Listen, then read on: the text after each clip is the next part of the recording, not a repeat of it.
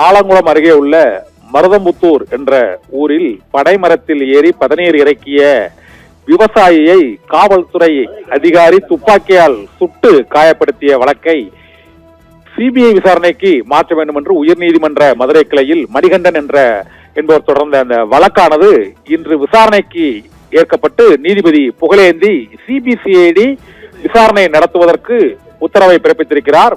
படையேறி தொழிலாளி மீது துப்பாக்கிச்சூடு நடத்திய காவல்துறை அதிகாரி மீதான அந்த வழக்கு விசாரணையை சிபிசிஐடி நடத்த வேண்டும் என உத்தரவிட்டிருக்கிறார். அது தவிர கல் இறக்கும் தொழிலை முறைப்படுத்தும் நடவடிக்கையில் தமிழக அரசு ஏன் ஈடுபடக்கூடாது என்ற கேள்வியை நீதிபதி புகழேந்தி எழுப்பியிருக்கிறார்.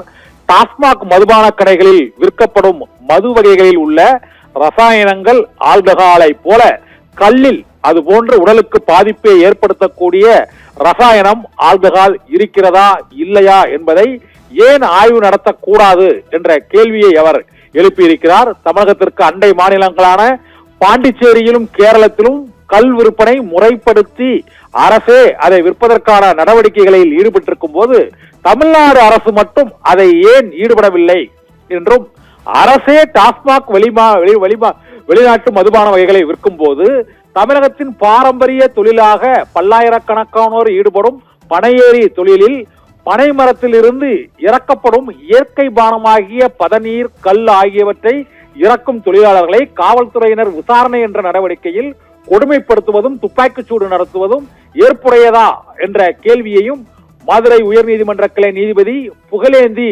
எழுப்பியிருக்கிறார்.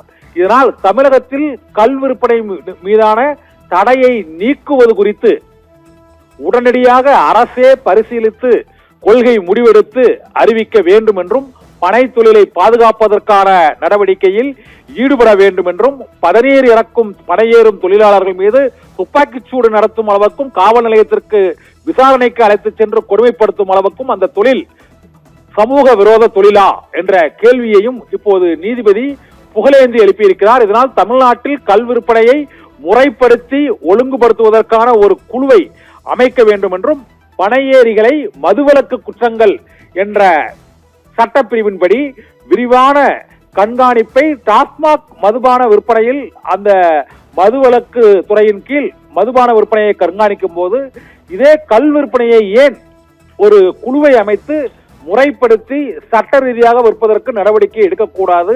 அண்டை மாநிலங்களில் நடைபெறக்கூடிய அந்த பனையேறும் தொழிலுக்கு அளிக்கப்பட்டுள்ள பாதுகாப்பை தமிழ்நாட்டிலும் அரசு அளிக்க வேண்டும். கல் மீதான தடையை நீக்குவது குறித்து பரிசீலித்து முடிவெடுக்க வேண்டும். கல் விற்பனையை முறைப்படுத்துவதற்காக குழு அமைக்க வேண்டும் என்ற மிக முக்கியமான உத்தரவுகளை மதுரை உயர்நீதிமன்ற கிளை நீதிபதி புகழேந்தி இன்று நடைபெற்ற விசாரணையின் போது கல் இறக்கியதாக பனையேறி தொழிலாளி மீது துப்பாக்கிச்சூடு நடத்திய வழக்கை சிபிசிஐடி விசாரணைக்கு மாற்றி இந்த முக்கியமான உத்தரவுகளை உயர்நீதிமன்ற மதுரை கிளை பிறப்பித்திருக்கிறது. இப்போது முதலமைச்சர் விஜய் தலைமையிலான புதிய அரசு